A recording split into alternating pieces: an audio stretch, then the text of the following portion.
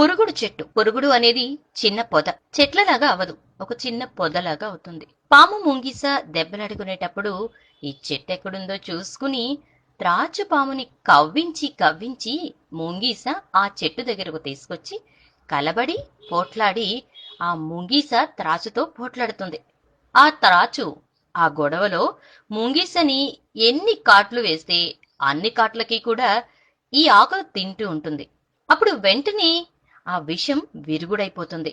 ఎందుకంటే ఈ చెట్టు విషానికి మంచి విరుగుడు. అదే విధంగా షుగర్ బీపీ ఉన్నవారికి ఈ మొక్క చాలా మంచి ఔషధంలా పనిచేస్తుంది. ప్రతిరోజు 2 ఆకులని శుభ్రం చేసుకొని వాళ్ళు రోజు తింటూ ఉన్నట్టయితే షుగర్ బీపీ కంట్రోల్లోకి రావడమే కాదు, ఎప్పుడైనా వారికి పాము కాటు వేసినా కూడా ఆ పాము వారి నుంచి ఒక 5 నిమిషాల దూరం వెళ్లేసరికి చనిపోతుంది అంటూ ఉంటారు గిరిజనులు.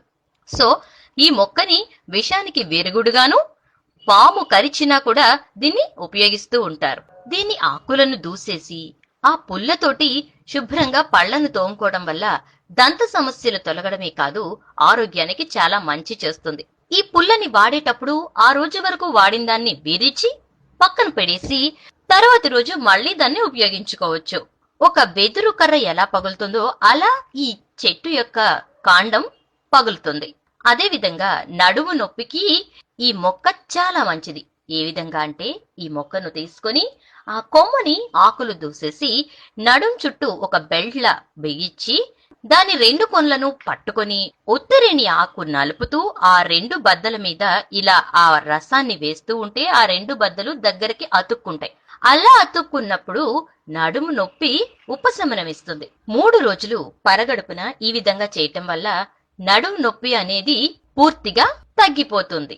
వీరు ఎవరైతే వైద్యం చేస్తున్నారో వారు వైద్యం చేయించుకునేవారు కూడా పరగడుపున అంటే ఈవెన్ ముఖం కూడా కడుక్కోకుండా ఈ వైద్యాన్ని చేయాలి.